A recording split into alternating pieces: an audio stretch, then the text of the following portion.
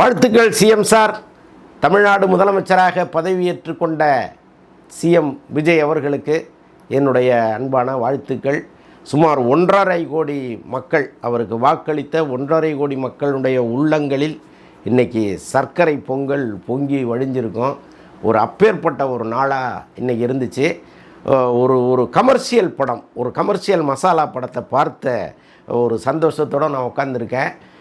ஒரு முதலமைச்சர் தமிழ்நாட்டுக்கு நல்லது செய்ய வந்திருக்கிற ஒருத்தர் இப்படி கமர்ஷியல் படம் பார்த்தது மாதிரி இருக்குதுன்னு சொல்கிறீங்க, இதெல்லாம் நியாயமா அப்படின்லாம் நீங்கள் கேட்பீங்க. அவர் சொன்ன மாதிரி தான், நான் வாழ்க்கையில் பல கனவுகளோடு இருந்த ஒரு அசிஸ்டன்ட் டைரக்டருடைய மகன் அப்படின்னு அவர் ஆரம்பித்தார். நானும் பசி பார்த்துருக்கேன், கஷ்டங்களை பார்த்துருக்கேன் அப்படின்னாரு.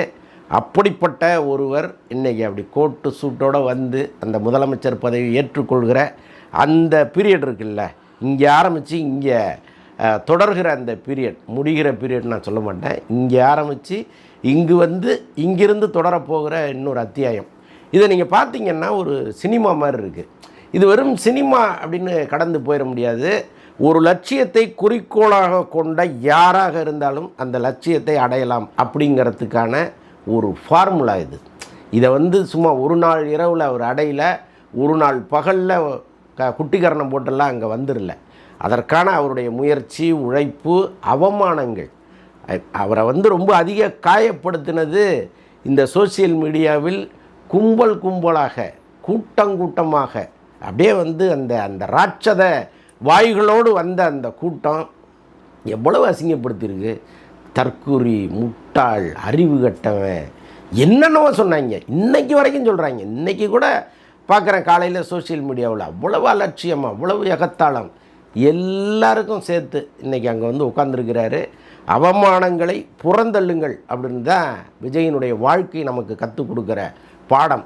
எவனெல்லாம் அவமானப்படுத்தினானோ அவன் முன்னால் கம்பீரமாக நிற்கிற அந்த தருணம் இருக்குல்ல, அதெல்லாம் சாதாரணமாக வந்துடாது. அதற்கு ஒரு மனப்பக்குவம் வேணும். அந்த பக்குவம் விஜய்கிட்ட இருந்ததுனால தான் இன்றைக்கி சிஎம் சாராக அவர் உட்காந்துருக்கிறாரு. அவருடைய பேச்சில் பல விஷயங்கள் கிட்டத்தட்ட ஒரு 60 ஆண்டு கால திராவிட அரசியலை நம்ம பார்க்குறோம். இதில் இல்லாத பல விஷயங்களை இன்றைக்கி அவர் ஆரம்பித்து வச்சுருக்கிறாரு. உள்ளபடியே இது ஒரு அற்புதமான அரசாக தொடரும்னு நான் முழுமையாக நம்புகிறேன். தினந்தோறும் அவருக்கு சட்டமன்றத்தில் குடைச்சல்கள் வரும், பெரிய பெரிய பிரச்சனைகளை அவர் சம்பாதிக்க போகிறார், சமாளிக்க போகிறார். எல்லாவற்றையும் மீறி ஒரு ஸ்ட்ராங்கான மனிதனாக அவர் நிற்பாருங்கிற நம்பிக்கை எனக்கு இருக்குது. ஆனாலும் அவர் அதற்கான அந்த முன்னெடுப்பு இருக்குல்ல, இன்றைக்கே ஓப்பனாக சொல்லிட்டார், யாராவது இது நம்ம கட்சி நம்ம ஆட்சின்னு ஆட்டம் போட நினச்சிங்கன்னா இப்போவே சொல்லிவிடுங்க அப்படின்ட்டாரு. இந்த வார்த்தையை சொன்ன எந்த தலைவரும் இங்கே கிடையாது. இதற்கு முன்னாடி தமிழகத்தை ஆண்ட எந்த தலைவரும் தன்னுடைய கட்சிக்காரர்களுக்கு இந்த வார்த்தையை சொன்னதே கிடையாது. இன்றைக்கி விஜய் ஓப்பனாக அதை அறிவிச்சிருக்கிறாரு. யாராவது ஆட்டம் போடணும்னு நினச்சிங்கன்னா இப்போவே மூட்டையை கட்டிட்டு கிளம்பிடுங்கிறது தான் அதனுடைய அர்த்தம். சாட்டை எடுத்து ஆட்சி செய்வார் விஜய், அதை நான் உறுதியாக நம்புகிறேன். ஒரு நேர்மையான ஆட்சி, அவர் இந்த தேர்தலுக்கு முன்னால் சொன்ன மாதிரி ஒரு நேர்மையான ஆட்சியை நான் உருவாக்குவேன், லஞ்ச லாவண்யமற்ற ஒரு ஆட்சியை தருவேன் அப்படின்லாம் அவர் சொல்லியிருக்கிறாரு. எல்லாத்தையும் விட நான் ரொம்ப ரசித்தது என்னென்னா, ஒரு வெள்ளை அறிக்கை தருவேன். இப்போ இங்கே என்ன வச்சுட்டு போயிருக்காங்க, என்னத்தை பண்ணிட்டு போயிருக்காங்கன்னு எனக்கு தெரியாது, போய் பார்த்தா தான் தெரியும். ஏற்கனவே 10 லட்சம் கோடி கடன் இருக்குது. என்னுடைய வாக்குறுதிகளை நான் மெல்ல மெல்ல நிறைவேற்றுவேன், உடனே நிறைவேற்றணும்னு எதிர்பார்க்காதீங்க. எல்லாத்தையும் தெள்ளந்தெளிவாக சொல்லிட்டாரு. நோ ஏமாற்று, தெளிவாக மனதில் என்ன பட்டுச்சோ அதை இந்த மக்கள் முன்னாடி வச்சுட்டாரு. இந்த வெள்ளை அறிக்கையை அவர் வெளியிடும்போது தான் என்னெல்லாம் இங்கே நடந்திருக்கு அப்படின்னு தெரியும். கட்டாயமாக எந்த பாரபட்சமும் இல்லாமல் அதை செய்வார்னு நான் உறுதியாக நம்புகிறேன். அது மட்டுமல்ல, அவர் இன்றைக்கி போட்ட முதல் கையெழுத்து 200 யூனிட்டுகளுக்கு இலவச மின்சாரம் அப்படின்னு அவர் சொல்லியிருக்கிறாரு. கட்டாயமாக இதன் மூலம் பலன் பெறப்போகிற கோடிக்கணக்கான இல்லங்கள் இங்கே இருக்குது. அதற்கு ஒரு முதல் வாழ்த்து. அதாவது விளக்கேற்றி அவருடைய லட்சியத்தை துவங்கியிருக்கிறார் அவர். அதற்கப்புறம் பெண்களுக்கான சிறப்பு அதிரடிப்படைன்னு ஒன்று சொல்லியிருக்கிறாரு. நான் ஒரு முறை பேசும்பொழுது நான் சொன்னேன், ஜெயலலிதா அம்மா பெண்களுக்கான ஒரு அதிரடிப்படையை இங்கே உருவாக்கியிருந்தாங்க, அவங்களுடைய மறைவுக்கு பிறகு அந்த அதிரடிப்படையே இல்லாமல் போயிடுச்சு அப்படின்லாம் நான் சொல்லியிருந்தேன். அதை ஒருவேளை விஜய் கவனிச்சிருப்பாரா என்னன்னு எனக்கு தெரியல. பெண்களுக்கான பெண்களுக்கான சிங்க பெண்களை உருவாக்குறேன் அப்படின்னு அவர் சொல்லியிருக்கிறாரு. பெண்கள் பாதுகாப்பு ரொம்ப முக்கியமானதாக கருதப்படும் இந்த ஆட்சியில் அப்படின்னு சொல்லியிருக்கிறாரு. கட்டாயமாக இந்த ரோட் சைடு ரோமியோக்கள் எல்லாருக்குமே அடி நிச்சயமாக இருக்குது. அதனால் கொஞ்சம் கவனமாக இருங்க. அதற்கப்புறம் போதை பொருள் அது மேலே தமிழகத்து மக்களுக்கு எப்போவுமே ஒரு அதிருப்தி இருக்குது. ஏன்னா ஸ்கூல் வரைக்கும் அது வந்துருச்சு. ஸ்கூலில் இருக்கிற கடைகளில் கூட கஞ்சா சாக்லேட்லாம் விற்கப்படுவதாக நிறைய முறை ஜூனியர் விகடன் போன்ற இதழ்கள்லாம் எழுதியிருக்காங்க. எப்போவுமே இந்த போதைப் பொருட்களை தடுக்க நினைக்கிற ஒரு அமைப்பு, ஒரு பிரிவுன்னே வச்சுங்களேன். இங்கே அவங்கெல்லாம் ரொம்ப சின்சியராக வேலை பார்த்துருந்தாங்கன்னா இதை உள்ளே விடாமல் தடுத்துருக்கலாம். பட் எல்லாமே ஏதோ ஒரு காரணத்தினால் இங்கே கண்டும் காணாமல் இருந்ததனுடைய விளைவு தான் இன்றைக்கி ஒரு இளம் சிறார்கள் வரைக்கும் அது போய் சேர்ந்துருக்கு போதைங்கிறது. அதையெல்லாம் இரும்பு கரம் கொண்டு அடக்கப்படும் அப்படின்னு சொல்லியிருக்கிறார். உள்ளபடியே அந்த கடமை விஜய்க்கு இருக்குது. ஏன்னா இந்த குட்டீஸ் கடைசியாக சொல்கிறார், விஜய் மாமா உங்களுக்கு என்ன விதத்தில் திருப்பி இந்த நன்றியை செலுத்துகிறனோ கட்டாயமாக செலுத்துவேன்னு சொல்லியிருக்கிறாரு. அது இதன் மூலம் நிறைவேறும்னு நான் நினைக்கிறேன். ஏன்னா ஒரு வளர்கிற சமுதாயம்தான் நாளைய தமிழகமாக மாறப்போகுது. அப்போ இந்த வளர்கிற சமுதாயத்தை புறையோடுகிற ஒரு முயற்சியை யாரோ பண்ணுறாங்க. அது ஒரு அரசின் துணை இல்லாமல் அது நடக்காது. அதிகாரத்தின் துணை இல்லாமல் நடக்காது. இன்றைக்கி அது புறையோடி போயிருக்கிறத எந்த அளவுக்கு அவர் இறங்கி தடுக்க முடியுமோ அந்த அளவுக்கு அவர் தடுத்தாருன்னா இந்த தமிழகம் அவரை கொண்டாடும். அதில் ஒன்றும் சந்தேகம் இல்லை. அதுக்கப்புறம் அவர் பேசினதில் நான் ரொம்ப நிஜமாகவே சூப்பர்ரா அப்படின்னு நான் நினச்சது ஒரு விஷயம் என்னென்னா, என்னை அசிங்கப்படுத்தியவர்களும் என் மக்கள் தானே அப்படின்ட்டார்.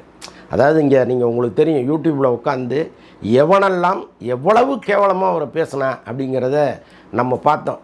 அந்த விசில்ங்கிற சின்னத்தையே தமிழ்படுத்தி அதை ஒரு கெட்ட வார்த்தையாக மாற்றி இந்தியா முழுக்க பரவ விட்ட ஒருவனை கூட அவர் மன்னிக்கிறார்.